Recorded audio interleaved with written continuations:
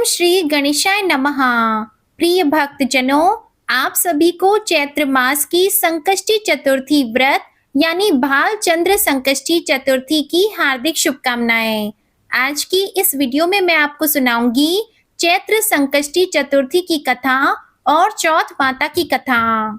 एक समय की बात है जब कैलाश में माता पार्वती और भगवान श्री गणेश विराजमान थे। तब 12 मास की गणेश चतुर्थी का प्रसंग चल रहा था।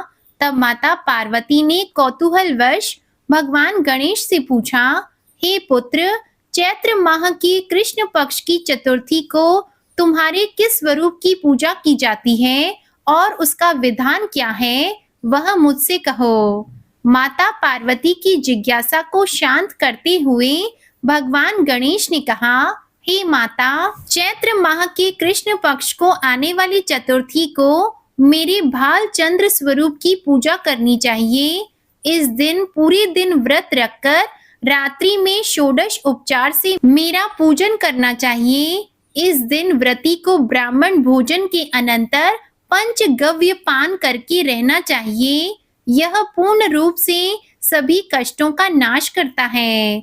इस व्रत के स्मरण मात्र से मनुष्य को सभी सिद्धियों की प्राप्ति सहज रूप से हो जाती है।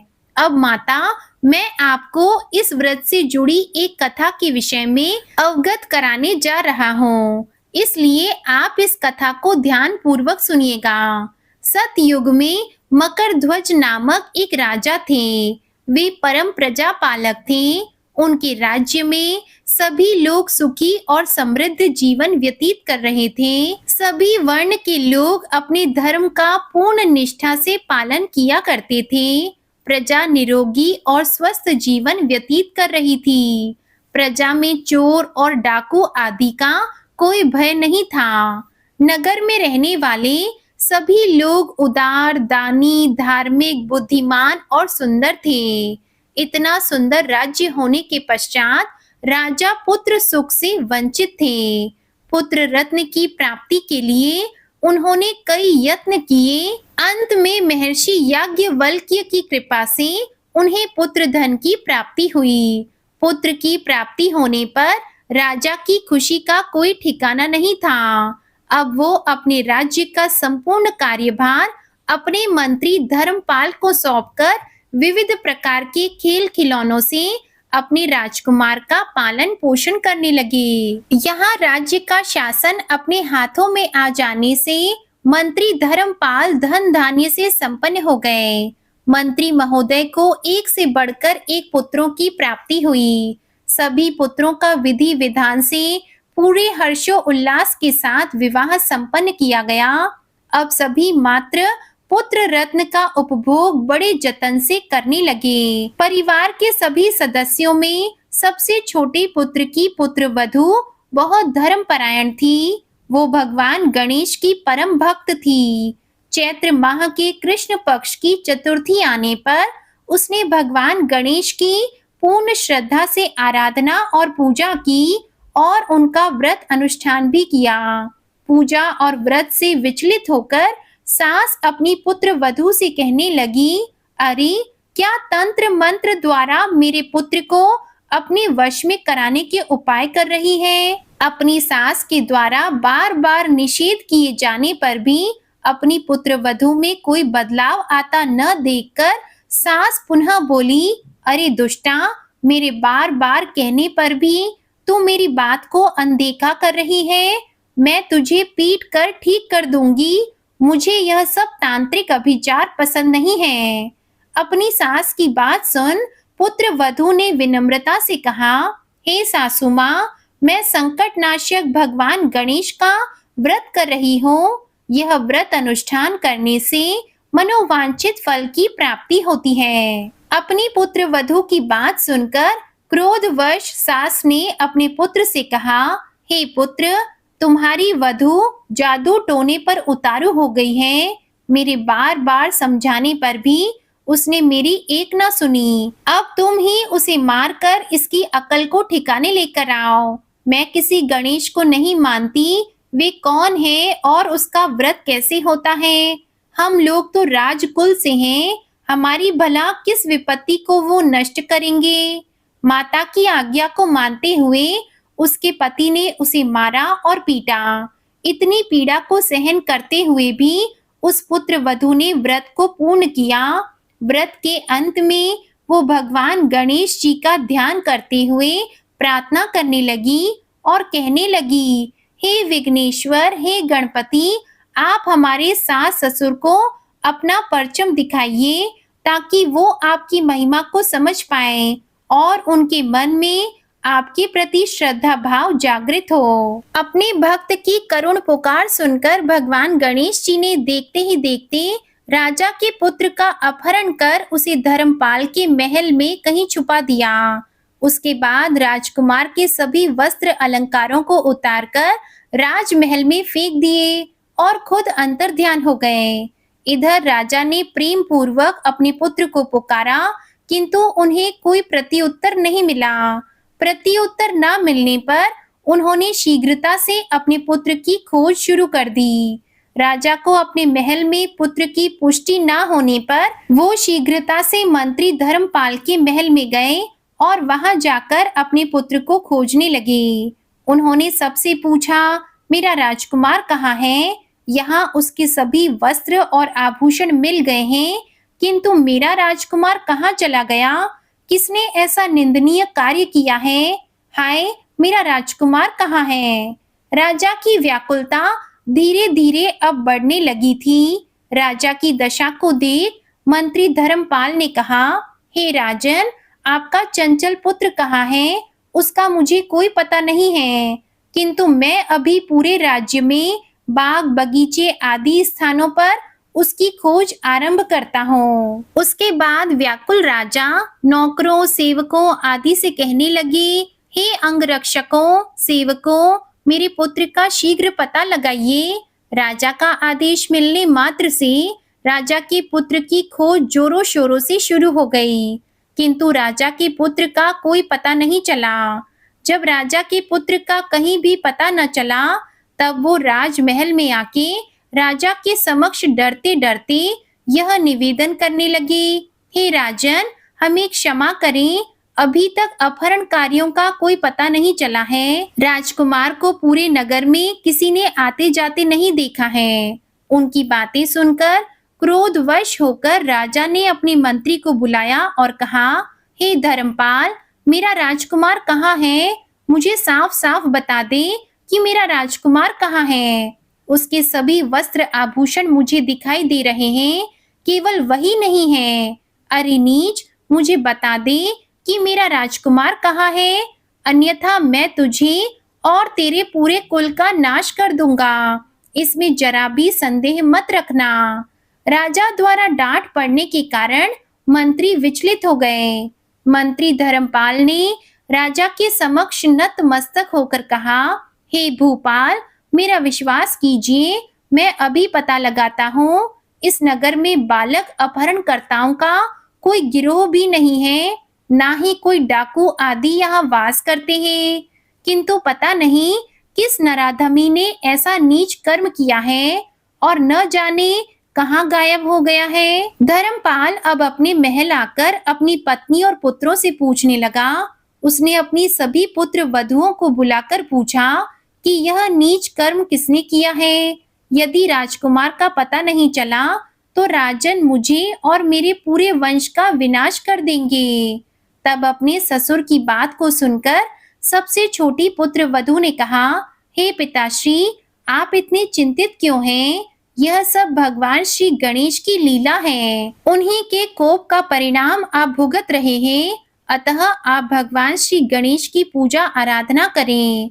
अगर राजा से लेकर नगर के सभी प्रजाजन पूर्ण श्रद्धा के साथ चैत्र संकष्टी गणेश चतुर्थी का व्रत करें, तो व्रत के फल स्वरूप भगवान गणेश जी राजकुमार को अवश्य लौटा देंगे। मेरा वचन कभी झूठा नहीं होगा। छोटी पुत्र वधु की बात को सुनकर ससुर ने कहा, हे पुत्री, तुम सत्य कह रही हो, तुम धन्य हो। हमारे कुल में एक तुम ही हो जो मेरा और मेरे कुल का उद्धार कर दोगी। भगवान गणेश जी की पूजा कैसे की जाती है वह तो मुझे बताओ। हे सुलक्षणी, मैं मंद बुद्धि होने के कारण भगवान गणेश की व्रत का महिमा नहीं जानता, अतः मुझ पर और मेरे परिवार को उनके किए गए अपराध की क्षमा देकर राजकुमार का पता लगवा दो। तब सभी लोगों ने भगवान श्री गणेश का चैत्र संकष्टी गणेश चतुर्थी व्रत का अनुष्ठान किया। राजा सहित सभी नगरजनों ने गणेश जी को प्रसन्न करने के लिए व्रत का अनुष्ठान किया। सभी के व्रत अनुष्ठान के प्रभाव से गणेश जी प्रसन्न हो गए और देखते ही देखते सभी लोगों के सामने उन्होंने राजकुमार को प्रकट किया। राजकुमार को अपने समक्ष देखकर राजा सहित सभी नगरवासियों की खुशी का कोई ठिकाना न रहा। वो बस राजकुमार को आश्चर्यचकित होकर देखने लगे। राजा अपने पुत्र को पुनः प्राप्त करके खुशी से फूले नहीं समा रहे थे। भगवान गणेश की लीला को देखकर वो नतमस्तक होकर कहने लगे, भगवान गणेश जी, आप धन्य हो और धर्मपाल, तुम्हारी छोटी पुत्र वधू भी धन्य है, जिसकी कृपा से आज मेरा पुत्र यमराज के यहाँ पर जाकर दोबारा लौट आया। अतः आप सभी नगरजन इस संतानदायक चैत्र संकष्टी गणेश चतुर्थी व्रत को विधिवत करते रहें। श्री गणेश जी बोले, हे माता, इस चैत्र संकष्टी गणेश चतुर्थी व्रत से बढ़कर इस लोक तथा सभी अन्य लोकों में और कोई व्रत नहीं है। इस संकष्टी चतुर्थी कथा का श्रवण युधिष्ठिर ने भगवान श्री कृष्ण से सुना था और इसी चैत्र माह के कृष्ण पक्ष को आने वाली चतुर्थी का व्रत करके उन्होंने अपने खोए हुए राज्य को फिर से प्राप्त किया था। प्रेम से बोलिए भगवान श्री गणेश जी की जय। अब सुनिए चौथ माता की कथा। एक नगर में एक बूढ़ी माँ रहती थी। वह अपने बेटे की सलामती के लिए 12 महीने चौथ का व्रत करती थी। हर चौथ को पंसारी से थोड़ा सा गुड़ और घी लाकर 4 लड्डू बनाती, एक बेटे को देती, एक से पूजा करती, एक हथकार के लिए निकालती और एक जब शाम को चंद्रमा उदय होता तो चंद्रमा को अर्घ देने के बाद में उससे व्रत का पारण कर लेती। दोनों माँ बेटे का गुजार बसर अच्छे से हो रहा था। एक बार उसका बेटा ताई से मिलने के लिए गया। उस दिन ताई ने वैशाखी चौथ का व्रत रखा था, तो उसने ताई से पूछा कि मेरी माँ तो 12 चौथ का व्रत करती है। तो उसकी बात सुनकर ताई बोली कि तेरी माँ तेरी कमाई से तर माल खाने के लिए हर महीने व्रत करती है। अगर तू परदेश चला जाए तो वह एक भी चौथ का व्रत नहीं करेगी। तब अपनी ताई की बात सुनकर उस लड़के को लगा कि ताई तो सच कह रही है, मेरी माँ तो सच में ही मेरी कमाई को यूं ही उड़ा रही है। तो वह गुस्से में घर आया और आकर माँ से कहा कि माँ, मैं परदेश जा रहा हूँ। तो उसकी माँ ने कहा कि बेटा, ऐसी क्या बात हो गई, तू मेरा एकमात्र सहारा है, तेरे बिना यहाँ पर मेरा कोई नहीं है, मैं अकेली यहाँ पर कैसे रहूंगी। तो वह बोला कि माँ, तू मेरी कमाई तो खाने पीने में ही उड़ा देती है और बहाने बनाती है कि मेरी सलामती के लिए तू 12 मासी चौथ का व्रत करती है। आज मुझे सब कुछ पता चल गया है, इसलिए मैं परदेश जा रहा हूँ। अब मैं भी देखता हूँ कि तू हर महीने चौथ का व्रत कैसे रखती है। तो यह सुनकर उसकी माँ की आंखों में आंसू आ गए। एक बार फिर उसने समझाकर अपने बेटे को परदेश जाने के लिए मना किया, लेकिन वह तो नहीं माना। माँ ने उसे साथ में ले जाने के लिए चौथ माता की आंखें दिए और कहा कि बेटा, मुसीबत में यह चौथ माता की आंखें हैं, तेरी रक्षा करेंगे। वह चुपचाप अपनी माँ से वे आंखें लेकर रवाना हो गया। चलते चलते रास्ते में एक नदी आई, तो उसने उस नदी में आंखें डालकर कहा कि हे चौथ माता, मेरे लिए यहाँ पर रास्ता बन जाए। तो चौथ माता की कृपा से उस नदी के ऊपर एक बड़ा सा पुल बन गया, जिसे पार करके वह दूसरे नगर को पहुंच गया। वहां जाकर उसने देखा कि एक बूढ़ी माई साथ में रो रही है और पुए भी बना रही है। तो उसने पूछा कि बूढ़ी माई, तुम रो क्यों रही हो। तो बूढ़ी माँ ने कहा कि बेटा, इस नगर की पहाड़ी पर एक दैत्य रहता है। पहले वह नगर में आकर कई लोगों को खाने के लिए मार देता था। अब राजा हर घर से एक आदमी दैत्य के पास रोजाना भेज देता है और आज मेरे बेटे की बारी है, इसलिए मैं रो रही हूँ और उसी के लिए पुए बना रही हूँ। तो वह बोला कि हे माँ जी, अगर तुम मुझे पुए खिला दो तो मैं तेरे बेटे की जगह चला जाऊंगा। तब बूढ़ी माँ ने खीर पुए उसे खिला दिए। खा पीकर वह सो गया। रात को जब राजा के सैनिक बूढ़ी माई की झोपड़ी पर आए और आवाज लगाई, तो बूढ़ी माई सोचने लगी कि इस पराये लड़के को मैं कैसे भेज सकती हूँ। इसकी भी तो माँ होगी। जब पता चलेगा कि मैंने मेरे बेटे के बदले में उसके बेटे को दैत्य के पास भेज दिया, तो उसके दिल पर क्या गुजरेगी। वह यही सोच रही थी कि सैनिकों की आवाज से उस लड़के की आंख खुल गई और वह बाहर आ गया। सैनिकों के साथ चला गया और पहाड़ी पर जाकर दैत्य के सामने पहुंचकर चौथ माता की आंखें दैत्य की तरफ फेंक कर कहा कि हे चौथ माता, अगर मेरी माँ मेरी सलामती के लिए व्रत करती है तो दैत्य का सर कटकर जमीन पर गिर जाए। उसके इतना कहते ही चौथ माता की कृपा से दैत्य का सर कट गया। लड़का सकुशल वापस आ गया। तो यह देखकर राजा को बहुत ही आश्चर्य हुआ। राजा ने उसे खूब सारे उपहार देकर विदा किया। चलते चलते वह दूसरे राजा के नगर में पहुंचा। इस राज्य में भी आवा तभी पकता था जब एक इंसान की बलि दी जाती थी। तो सिपाहियों ने उसे देखा तो पकड़ कर लाए और आवे में चुन दिया। लड़की ने आवे के अंदर आंखें डालकर कहा कि हे चौथ माता, यदि मेरी माँ मेरी सलामती के लिए व्रत करती है तो आवा मेरी बलि के बिना ही झट से पक जाए। तो उसके इतना कहते ही आवा तुरंत से पक गया और आवे में से मिट्टी की जगह सोने चांदी के बर्तन निकलने लगे।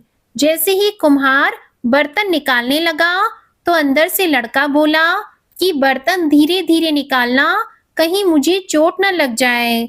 जैसे ही यह आवाज कुम्हार ने सुनी तो वह तो दौड़ा दौड़ा राजा के पास आया और कहा कि राजन, आवे के अंदर तो भूत है और आज बर्तन भी झट से पक गए। तब यह सुनकर राजा तुरंत वहां पहुंचे और उस लड़के को बाहर निकलवाया। उस लड़के से पूछा कि तुम कौन हो और इस आवे में कैसे आए। तो वह लड़का बोला कि तुम्हारे सैनिकों ने ही मुझे पकड़कर यहाँ आवे के अंदर चुन दिया था। तब राजा ने कहा कि फिर तुम जिंदा कैसे बच गए। तो वह लड़का बोला कि मेरी माँ चौथ माता का व्रत करती है और व्रत के प्रभाव से ही मैं जिंदा बचा हूँ। तो राजा को विश्वास नहीं हुआ कि चौथ माता के व्रत करने से क्या ऐसा चमत्कार हो सकता है। तो वह लड़का बोला कि हे राजन, आप मेरी कठिन से कठिन परीक्षा ले सकते हो, फिर तो आपको विश्वास हो जाएगा कि मेरी माँ मेरी सलामती के लिए व्रत रखती है और उसी व्रत के प्रभाव से मैं हर मुसीबत से बच जाता हूँ। तब राजा ने एक चांदी की सुराही मंगवाई और कहा कि सुराही की नली में से निकलकर दिखाओ तो ही मुझे विश्वास होगा। तब लड़के ने चौथ माता को याद करते हुए आंखें सुराही में डाले और कहा कि मैं भंवरा बनूं, सुराही से निकलूं। तो लड़का भंवरा बनकर सुराही से निकल गया। यह देखकर राजा को विश्वास हो गया कि सच में तेरे ऊपर तो चौथ माता की कृपा है। तब राजा ने प्रसन्न होकर अपनी बेटी की शादी उसके साथ करवा दी और सभी लोगों को चौथ माता का व्रत करने को कहा। ऐसा करते करते कई महीनों बीत गए। उसे अपनी माँ की याद आई तो उसने राजा के पास जाकर कहा कि मैं मेरे नगर जाने का सोच रहा हूँ। तो राजा ने रथ, घोड़ा, हाथी और खूब सारा दान दहेज देकर उसे विदा कर दिया। चौथ के दिन वह अपने नगर पहुंचा। वह अकेला पंसारी के यहाँ माँ का इंतजार करने लगा। सोचा कि आज चौथ है, मेरी माँ यहाँ जरूर आएगी। थोड़ी ही देर में उसकी माँ लकड़ी टेकती हुई आती हुई दिखाई दी। उसकी माँ की आंखों में जाले आने के कारण दिखना कम हो गया था।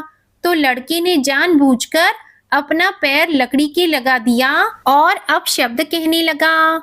इतना सुनते ही उसकी माँ ने उसे नहीं पहचाना और कहने लगी कि बेटा, मुझे चाहे कितनी गाली दे दो पर मेरे बेटे को कुछ मत कहना।